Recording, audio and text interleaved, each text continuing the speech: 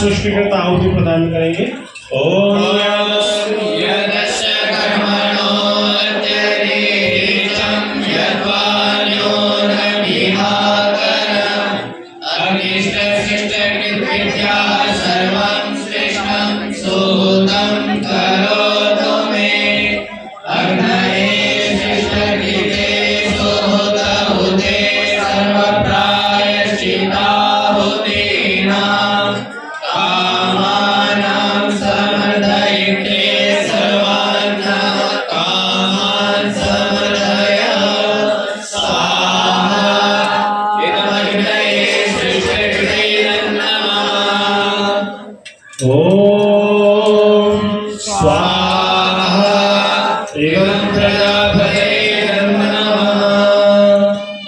ब्रह्मचारियों को एक एक संविधान दे दी है।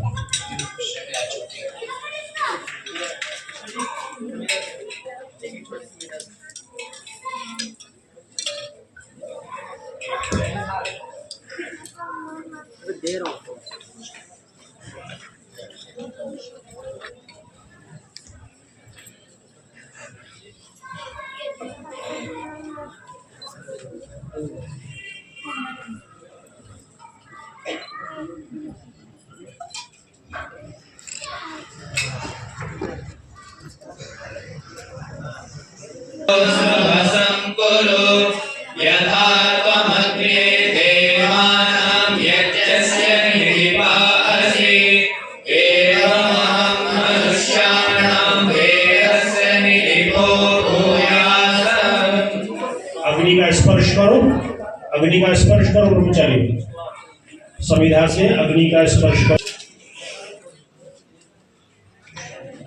उसमें घृत नहीं लगाना बेटा, अभी केवल स्पर्श करके छोड़ देना उसमें। चलिए अब जल प्रसेचन करेंगे। जल प्रसेचन करो, जल का पात्र ले लो।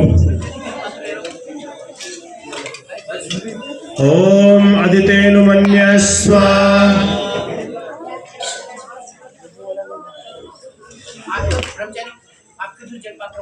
ओम अनुपते अनुमन्यस्व। ओम सरस्वते अनुमन्यस्व। ओम देव सवितः प्रसूवयज्ञं प्रसूवयज्ञपतिं भगाय दिव्यो गन्धर्वागे तपोगे तन्ना पुनादु वाचस्पतिर्वाचं नः स्वदतो। चारों दिशाओं में कर दो।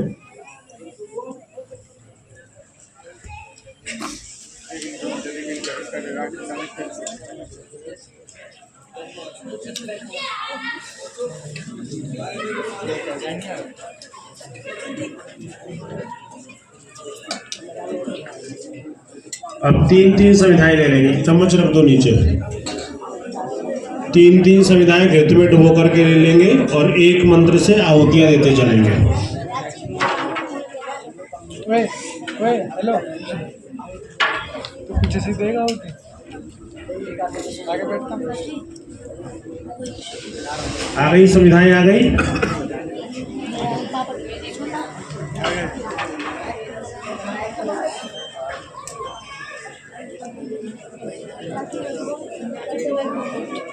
आगे के ब्रह्मचारियों को प्रतीकात्मक दे दीजिएगा। चलिए मंत्र बोलेंगे।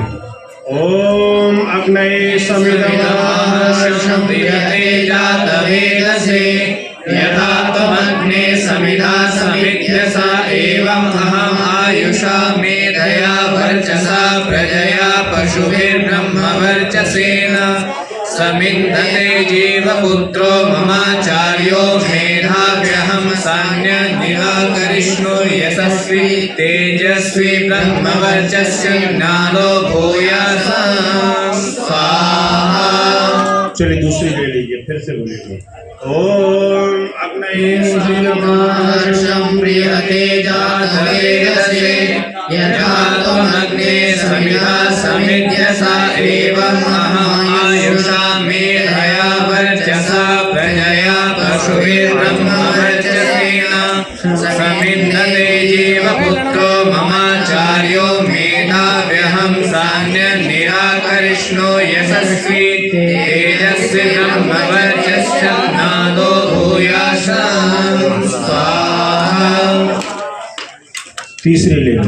ओम अग्नये समिधमहर्षं बृहते जातवेदसे यथा त्वमग्ने समिधा समिध्यसा एवं अहमायुषा मेधया वर्चसा प्रजया पशुभिर्ब्रह्मवर्चसेन समिन्धते जीवपुत्रो ममाचार्यो मेधाव्यहं सान्यनिराकरिष्णुर्यशस्वी तेजस्वी ब्रह्मवर्चस्नादो भूयासं स्वाहा।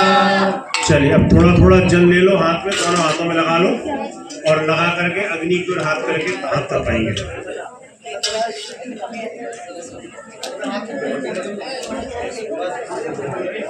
ओम तनुपाग्ने से तन्वं मे पाहि ओम आयुर्दा अग्निश्चायुर्मे देहि ओम वर्चोदा अग्ने से वर्चो मे देहि ओम अग्नेयं मे तन्वा ऊर्ध्वं तन्म आपृणा ओम मेधा मे देवा सविता आदधातु ओम मेधा मे देवी सरस्वती आदधातु ओम मेधामश्विनौ देवा वदत्तां पुष्करयस्रौ।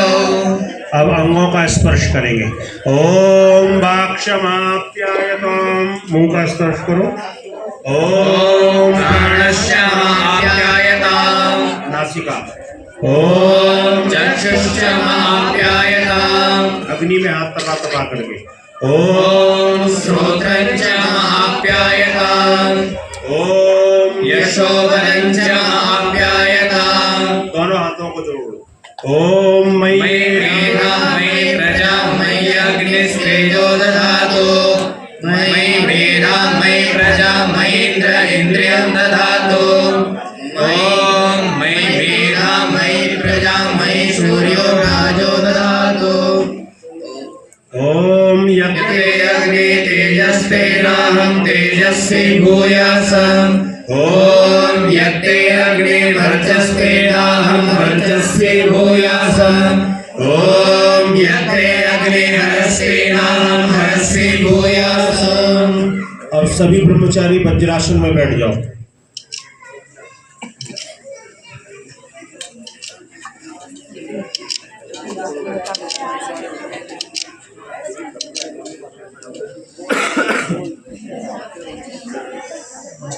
ओम ओम उपस्थित भद्र पुरुषों, वेदारंभ संस्कार के विषय में ऋषिवर लिखते हैं कि गायत्री मंत्र से लेकर वेदों को सांगोपांग पढ़ने का नाम वेदारंभ संस्कार है। तो वो वेद कैसे पढ़ा जाता है, वेद मंत्रों को किस तरीके से पढ़े और पढ़ावें, तो उसके लिए गायत्री मंत्र उदाहरण रूप में यहाँ पर प्रस्तुत किया है ऋषिवर ने। कहते हैं कि जैसे त्रिपदी गायत्री को 3 पादों को अलग अलग बोल करके पढ़ाया जाता है, बुलवाया जाता है ब्रह्मचारी से, ऐसे ही सब वेदों को पढ़ें और पढ़ाएं। तो मैं पहले यहाँ से बोलूँगा, ब्रह्मचारी सब जाने सुने, मेरे साथ बोलेंगे मेरे पीछे पीछे। बोलिए ओम भूर्भुवः स्वः तत्सवितुर्वरेण्यं। अब दोबारा फिर बोलेंगे मेरे साथ, बोलिए ओम भूर्भुवः स्वः तत्सवितुर्वरेण्यं भर्गो देवस्य धीमहि। दो पाद हमने अभी तक पढ़े हैं, अब तीसरे पाद को साथ में लेकर के पूरा गायत्री मंत्र पढ़ेंगे। बोलिए ओम भूर्भुवः स्वः तत्सवितुर्वरेण्यं भर्गो देवस्य धीमहि धियो यो नः प्रचोदयात्। इस प्रकार से आप पूरे वेद को पढ़ने का अभ्यास करेंगे। पहले ये देखना है कि इसमें 3 पद हैं कि 4 हैं, या कोई मंत्र 5 और 6 पाद के भी बड़े बड़े मंत्र हैं, और कोई एक पदी ही होता है, एक पाद वाला ही मंत्र है। तो इस प्रकार से आप बड़े आराम से वेद मंत्रों को पढ़ने का अभ्यास करेंगे और उसके अर्थ को जानने के लिए व्याकरण है, छंद, ज्योतिष जो वेद के ये अंग है, इनको पढ़ना आदि से अंत तक अपने गुरुओं की छाया में बैठ करके, तो इस प्रकार से आप वेद के विद्वान बन सकेंगे। अभी इस मंत्र का अर्थ मैं आपको सुना देता हूँ। ओम, यह मुख्य परमेश्वर का नाम है, जिस नाम के साथ अन्य सब नाम लग जाते हैं। वो जो प्राण का भी प्राण, वह सब दुख से छुड़ाने वाला, स्वयं सुख स्वरूप, अपने उपासकों को सब सुखों की प्राप्ति कराने वाला है। उस सवितु सब जगत की उत्पत्ति करने वाले, सूर्य आदि प्रकाशों के भी प्रकाशक, समग्र ऐश्वर्य के दाता, देवस्य कामना करने योग्य, सर्वत्र विजय कराने वाले, परमात्मा का जो वरेण्यम अति श्रेष्ठ, ग्रहण और ध्यान करने योग्य, वर्ग सब क्लेशों को भस्म करने वाला पवित्र शुद्ध स्वरूप है, तत् उसे हम लोग धीमहि धारण करें। यह वह परमात्मा न हमारी प्रिय बुद्धियों को उत्तम गुण कर्म स्वभाव में प्रचोदयात् प्रेरित करें। इस प्रकार इस प्रयोजन के लिए इस जगदीश्वर की स्तुति, प्रार्थना, उपासना करना और इससे भिन्न किसी को उपास्य, इष्टदेव, उसके तुल्य व उससे अधिक नहीं मानना चाहिए। गायत्री का जप क्यों करें, गायत्री की उपासना क्यों करें? जिससे कि हमारी बुद्धि का विकास हो। अभी पिछले 2 साल पहले इसी ऑल इंडिया मेडिकल अस्पताल में इस बात का परीक्षण किया गया कि गायत्री पढ़ने वालों को क्या लाभ मिलता है, गायत्री से क्या लाभ, इस मंत्र से क्या लाभ है, क्यों इसका ऋषि महर्षि जप करते हुए आए, आज तक ये परंपरा है। तो उन्होंने दिया है कि इसके जप से बुद्धि का विकास हो रहा है, बुद्धि बढ़ती है। तो प्रिय ब्रह्मचारियों, शास्त्रों को समझने के लिए बुद्धि सबसे एक आवश्यक आपके जीवन का एक हिस्सा है। तो इसका विकास करना ब्रह्मचर्य की साधना के साथ साथ गायत्री का जप और अनुष्ठान करना, ये आपके लिए मुख्य उद्देश्य है। जब तक ब्रह्मचर्य की साधना नहीं होगी ठीक, तो गायत्री भी नहीं जपा जाता, और गायत्री जपना तो ब्रह्मचर्य की साधना अवश्य करो, और वेद पढ़ना तो गायत्री, और बुद्धि बढ़ानी तो गायत्री का जप करो। यह अब इसके बाद मैं आपसे एक मंत्र बुलवाता हूँ, आप अपना समर्पण करेंगे। देखिए, विद्या और धर्म की उन्नति व्यक्ति के जीवन में तभी होती है जब वो अपने गुरु के प्रति, अपने आचार्य के प्रति समर्पण भाव रखता है। तो मंत्र है, यही मंत्र वैसे ये जो पवित्र संस्कार में पढ़ा गया है, इसी मंत्र को गृहस्थ प्रकरण में भी पढ़ा गया है, क्योंकि वहां पर भी पति पत्नी एक दूसरे के प्रति समर्पण भाव की प्रतिज्ञा करते। जब तक पति देव समर्पण नहीं करेंगे अपनी देवी के लिए, और देवी अपने पति देव के लिए समर्पण नहीं करेंगे एक दूसरे की उत्तम सलाह के लिए, तो गृहस्थ की गाड़ी नहीं चल सकती। ठीक इसी प्रकार से विद्या और धर्म की उन्नति चाहने वालों को अपने आचार्य के प्रति समर्पण भाव रखना चाहिए।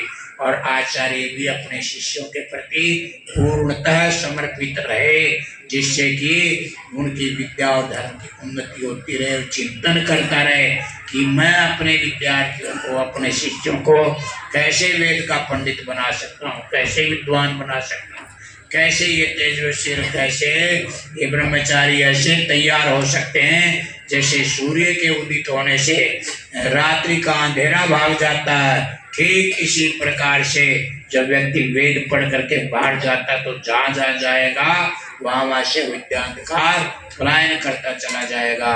तो ऐसे में कैसे तैयार कर, ये चिंतन तभी होगा जब उसका अपने विद्यार्थियों के प्रति समर्पण होगा। तो प्रिय ब्रह्मचारी आप बोलेंगे, बोली ओम मम व्रते ते दयं दधामि मम चित्तम अनुचित्तम ते अस्तु मम वाचम एक मना जुषस्व बृहस्पतिस्त्वा न्यूनक्तु मह्यम। ये आपने प्रतिज्ञा की कि मेरा मन आचार्य पर आपके मन के अनुरूप, आपके आदेशों का पालन करने के लिए मैं पूर्णतः समर्पित। तो इन्हीं बातों को लेकर के आचार्य भी प्रतिज्ञा करता है कि मेरा मन प्रिय ब्रह्मचारियों आपके मन के अनुकूल विद्या और धर्म की उन्नति के लिए आपका हर प्रकार से ध्यान रखना हम सबका ये कर्तव्य बनता है कि आपकी विद्या कैसे बढ़ सकती है, आप कैसे धार्मिक बन सकते हैं। ऋषि लिखते हैं कि विद्या की जहाँ जहाँ बात आती है तो वहाँ धार्मिकता साथ में जरूर जोड़ देते हैं, क्योंकि वही विद्वान यशस्वी होता है, उसी विद्वान से दुनिया का लाभ और कल्याण होता है जिसके अंदर जीवन में धार्मिकता है और विद्या है। तो उसको तो हम ये कहेंगे धर्म के बिना वो तो केवल अक्षर ज्ञान है। तो धर्मात्मा बनना, सत्य आदि का पालन करना, ब्रह्मचर्य की साधना करना, ईश्वर विश्वासी बन करके जीवन में प्रत्येक कार्य को ईश्वर को समर्पित करके करना, ये आपके लिए अपरिहार्य आपके जीवन का एक हिस्सा होना चाहिए। तो ये मंत्र के साथ ये मैं भी प्रतिज्ञा करता हूँ। ओम मम वर्तेते हृदयं ददामि मम चित्तम अनुचित्तम ते अस्तु मम वाचम एक मना जुषस्व बृहस्पतिस्त्वा न्यूनक्तु मह्यम। ये आपका हो गया। अभी आगे मंत्र है वस्त्र प्रदान का, क्योंकि आचार्य ब्रह्मचारी को उत्तम वस्त्र पहनावे या पिता अपने घर से अच्छे वस्त्र पहना के लावे। तो आप सबके पास अच्छे कपड़े हैं, साफ सुथरे गुरुकुल ने दिए हैं, तो मंत्र पढ़ दे। ओम युवा सुवासा परिवीरदागा सर्वश्रेयः भवति जायमानः तं धीराः कवयं नयन्ति स्वादो मनसा देवयन्तः। तो प्रिय ब्रह्मचारियों, वस्त्रेण वपुषा वाचा विद्या विनयेन च वकारैः पंचवीर्यैः नरः सम्मानमर्हति। देखो 5 व्यक्ति के अंदर 5 गुण होने चाहिए। पहला गुण क्या हो? वस्त्र होना चाहिए अच्छा। दूर से आप देखते हैं इसके वस्त्र फटे पुराने मैले कुचैले, पता नहीं कब धोए थे, ऐसे वस्त्रों का व्यक्ति दिखता तो उसका संस्कार अच्छा नहीं पड़ता, वो आपके लिए इज्जत और आदर का पात्र नहीं बन पाता। तो क्या है, और यदि सामने देख के बहुत अच्छे उज्ज्वल वस्त्र पहने हुए, आश्रम के अनुरूप वस्त्र पहने हुए है, ब्रह्मचारी ब्रह्मचर्य आश्रम के अनुरूप है, गृहस्थ को पगड़ी और धोती और कुर्ता और जैकेट पहने हुए, हाथ में छड़ी लिए हुए, बढ़िया जूते पहने हुए, तो उसका प्रभाव एक अलग बनता है। वानप्रस्थता और त्याग वाली वेशभूषा है, संन्यास में वो उन्हीं वस्त्रों को धारण कर रहा है जो उसके आश्रम के अनुकूल है, तो इसका प्रभाव पड़ता है। तो कहा कि वस्त्रेण वपुषा, फिर उसका प्रभाव समाज में शरीर का पड़ता है। किसका शरीर कितना सुंदर स्वस्थ सुगठित है, और फिर वाणी का प्रभाव पड़ता है। वस्त्रेण वपुषा वाचा, और चौथे नंबर पर आपकी विद्या आती है, और फिर 5वें नंबर पर विनय आता है। तो विनयशील बनना आपका कर्तव्य है। विद्वान बनना आपका धर्म है, अच्छी वाणी बोलना ये आपका कर्तव्य है। तो ब्रह्मचारियों इन बातों के ऊपर ध्यान देंगे तो आप संसार में यशस्वी होंगे, जीवन में आगे बढ़ेंगे। तो आपको ये भी हो गया है, आपके एक मंत्र है दंड हाथ में देना, क्योंकि ब्रह्मचारी हमेशा भिक्षा का अन्न खाता है। वो अग्नि नहीं जलाता, अग्नि जलाएगा पर रोटी बनाने के चक्कर में रहेगा तो पड़ेगा कब। इसलिए निकला आश्रम से और बगल बगल गांव के घरों से रोटी मांग लाया अपने वीर अपने आचार्य के लिए, और ला करके आचार्य को सामने रख दिया कि गुरुवर ये भिक्षा मिली है। तो आचार्य का भी कर्तव्य बनता है कि उसमें से उतना ही ले जितना उसका जीवन निर्वाह थोड़ा ले, और ब्रह्मचारी के प्रति ध्यान रखे कि ये युवक है, युवा है, चढ़ती अवस्था का, इसको ज्यादा लगती है, ब्रह्मचारी को अधिक खिलाए, अपने आप कम खाए। और जो व्यक्ति बड़ी आयु में वानप्रस्थ और संन्यास में जा करके कम नहीं खाते, युवा अवस्था की तरह खाते, तो प्रकृति अपने आप उनको ठिकाने लगा देती है कि अब तुम्हारा घी बंद, दूध बंद नहीं, सब कुछ बंद हो जाता है। इसलिए इस बात का जरूर ध्यान रखें। लाओ आचार्य के चरणों में रखो और फिर आचार्य आपको दे उसे खाओ। तो उसके लिए क्या है कि कुत्ता बिल्ला आपको तंग न करे तो एक दंड दे दिया जाता है।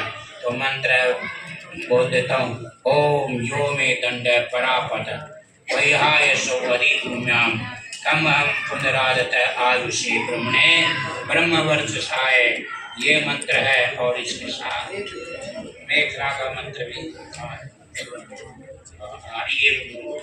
ये एक मंत्र छूट गया था, कोई बात नहीं, पहले डंडा ले लो, मेघला बांध लो। तो ये मेघले के लिए बात हो, सबको सबके कमरे में बांध दो, हाथ हमने लगा दिया। ओम यम दुरुक्तम परिवादमाना वर्णनम पवित्रम पुनते महागात प्राणापानाभ्याम जलमादधाना स्वसा देवी सुगावी कलेयम। जल्दी बांधो, जल्दी करो, निकल कमरे में बांधो। और ये डंडे भी दे दो 2-4 को।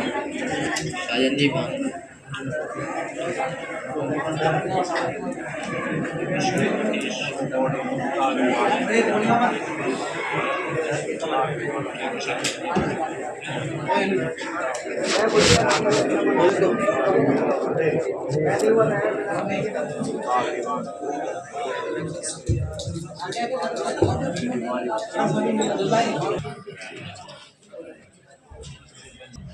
देखिए, एक ही वाक्य हमारे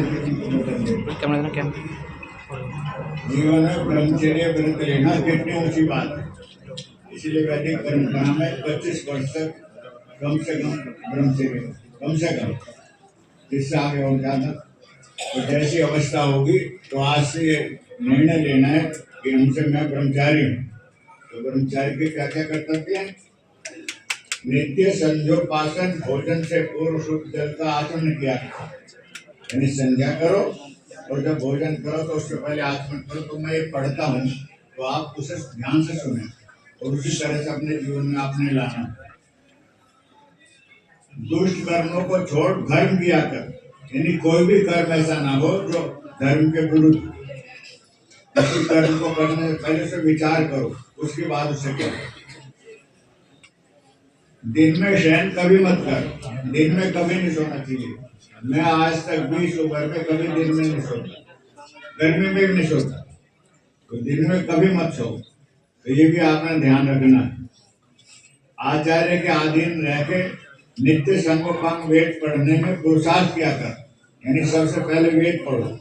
मेरे पास अब भी 2 जगह वेद की पुस्तक रखी है और रोज मैं 2, 4, 5 मंत्र जरूर पढ़ता हूँ रोज। तो इसे यह आदत आपने बनानी है, सारे जीवन वेद का स्वाध्याय करते रहना। एक एक सांगोपांग वेद के तरह लिए 12-12 वर्ष पर्यंत ब्रह्मचर्य था, 48 वर्ष तक था। जब तक सांगोपांग चारों वेद पूरे होंगे तब तक अखंडित ब्रह्मचर्य कर। वैसे भी लोगों के सामने में लिखा मैं 25 वर्ष तो कम से कम है। उसके बाद जितनी बढ़ जाए आगे, फिर मध्यम जो 36 है, फिर 48 है। और आजन ब्रह्मचारी रहते हैं लोग तो जैसे जैसे संकल्प जैसे स्वाध्याय जैसी परिस्थिति होगी, पर 25 वर्ष तक तो सबने रहना है, अभी से निर्णय कर लेना है। और आचार्य के आधीन धर्माचरण में रहकर, परंतु यदि आचार्य अधर्माचरण या अधर्म करने का उपदेश करे, उसको तू कभी मत मान और उसका आचरण मत कर।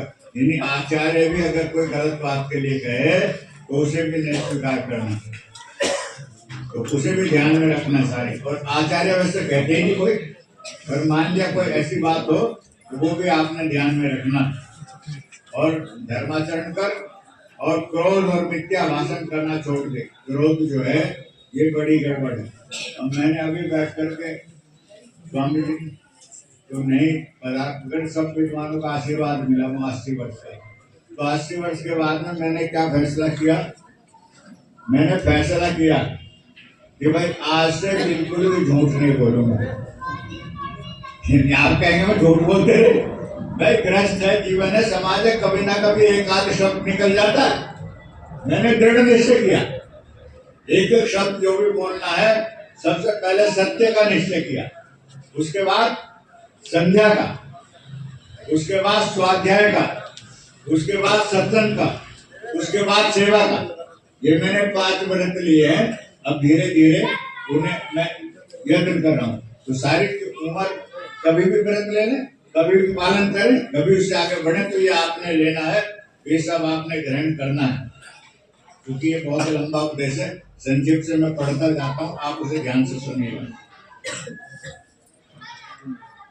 क्रोध और मिथ्या भाषण करना छोड़ दे, 8 प्रकार के मैथुन को छोड़ देना, भूमि में शयन करना, पलंग आदि पर कभी न सोना, कौशीलव अर्थात गाना बजाना तथा नृत्य आदि निंदित कर्म, गंध और अंजन का सेवन मत कर, अति स्नान, अति भोजन, अधिक निद्रा, अधिक जागरण, निंदा, लोभ, मोह, भय, शोक का ग्रहण कभी मत कर, रात्रि के चौथे प्रहर में जाग, आवश्यक शोकादि दंत धावन स्नान संध्योपासन, ईश्वर की स्तुति प्रार्थना और उपासना योगाभ्यास का आचरण नित्य किया कर।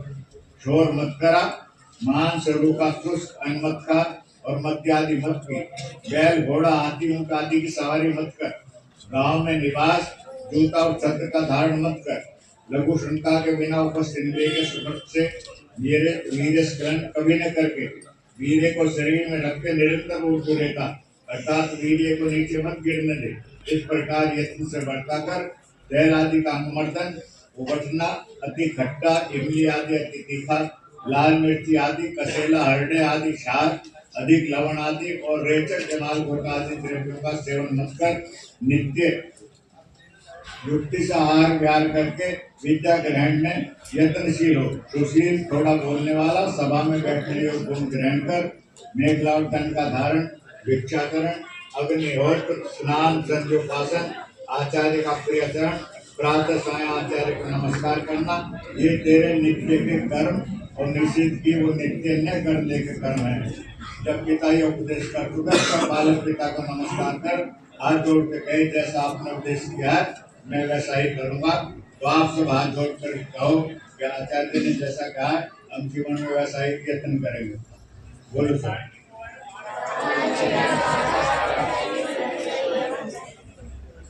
तो ये आपका संक्षेप से आपको मैंने उपदेश दिया है, इसका पूरा जीवन में ध्यान रखना। और संक्षेप तो ये है, समय पर लोग 4 बजे के बाद किसी ने नहीं सोना।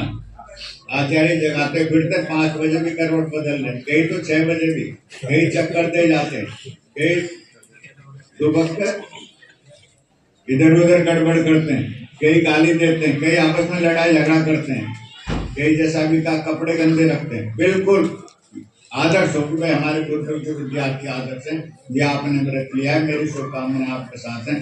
बहुत बहुत धन्यवाद। बहुत बहुत धन्यवाद।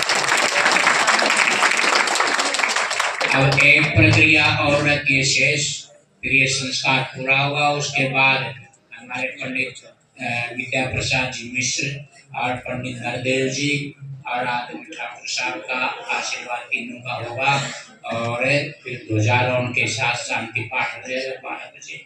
तो आप देखते हैं कि साल भर तक मैं या मेरे अध्यापक या कोई भी गुरुकुल है, सब गुरुकुलों के आचार्यों की एक जैसी स्थिति है कि वो मांगते रहते हैं।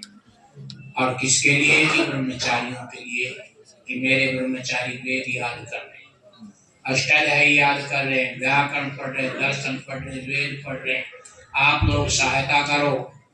और इसके लिए पूरी गर्मी गांव में जाकर के किसानों के आते गेहूं मांगना, शहर में साल भर तक चलते रहना, पीले निकालते रहना। तो कोई भी दिन ऐसा नहीं जिस दिन हम मांगते न हो। और किस लिए? इनके लिए, क्योंकि ब्रह्मचारी एक परिवार का नहीं हुआ करता, एक घर का नहीं हुआ करता। ऋषिदान लिखते हैं, चाहे वो गरीब का हो चाहे वो अमीर का बच्चा हो, पर गुरुकुल में आने के पीछे ना गरीब की गरीबी दिखाई दे, ना अमीर की अमीराई दिखाई दे, अपितु समान आसन, समान वस्त्र, समान खान पान, सब ऋषि ने लिखा समान होना चाहिए। तो समान तो तब होगा जब भिक्षा का अन्न खाएंगे, जनता का दिया हुआ खाएंगे। और यदि अपने अपने घर से, एक का पिता तो सैकड़ों एकड़ जमीन का मालिक है, एक का पिता बहुत बड़ा व्यापारी है, वो तो अपने बेटे को रोज बादाम खिला सकता है, एक का पिता जो बेचारा गरीब है, छोटी मोटी नौकरी करता है, नौकरी के लिए वो नहीं दे सकता। इसलिए क्या है कि सबका बराबर करने के लिए ये गुरुकुल की व्यवस्था होती है कि वो भिक्षा का अन्न खाए। तो हम तो 365 दिनों में से 364 दिन हम मानते हैं। और एक दिन इन ब्रह्मचारियों का आता है, इनका अभ्यास करवाया जाता है कि देखो भिक्षा ऐसे मांगी। और जो भिक्षा का अन्न खा करके विद्या और धर्म की उन्नति करता है वो निरंकारी हो जाता है। अहंकार नहीं आता उसके जीवन में। किसको अहंकार आता है? उसको आता अहंकार, वो करता करता मेरा पिता तो इतना बड़ा बना, मैंने तो इतना पैसा दे करके पढ़ाई की है, ये अहंकार व्यक्ति को खत्म कर देता है। इसलिए सब समान भाव से एक संस्थान में एक आचार्य की छत्र छाया। तो इसका प्रतीक मैं 2 ब्रह्मचारी आपके सामने भेज रहा हूँ। दंडित के हाथ में होगा और छत्र की जोड़ी होगी।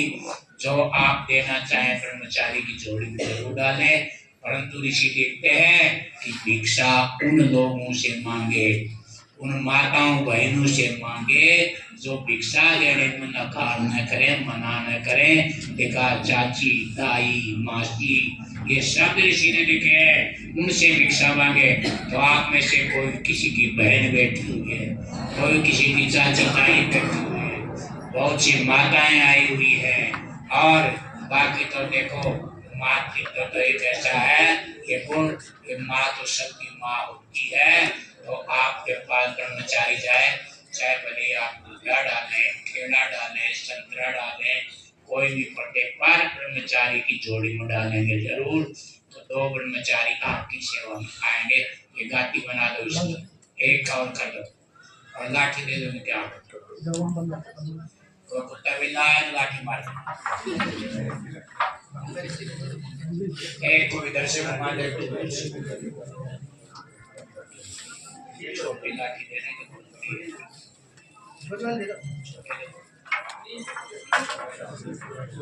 लाठी खिलाना कहीं, छोटी वाली पतली लाठी जल्दी करो आप, टाइम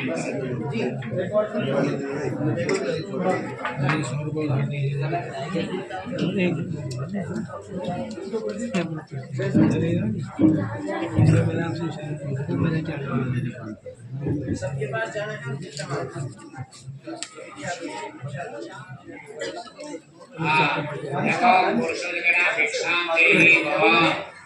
और माताओं से कहना भिक्षाम देहि भवती। ये वाक्य वाला क्या बोले को पता है ना भैया? योगेश जी भिक्षाम देहि भवाना भिक्षाम देहि भवती। माता को पता है।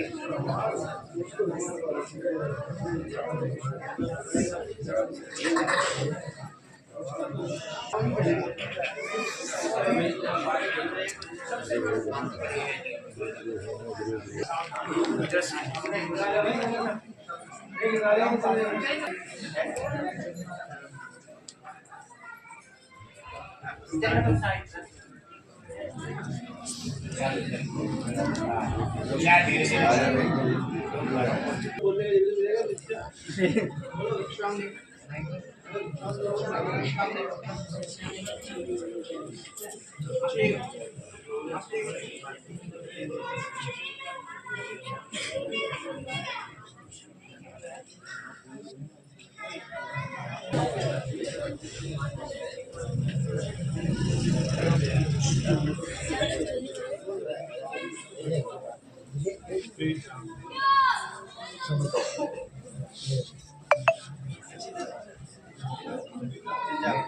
चलो 8 मिनट बाद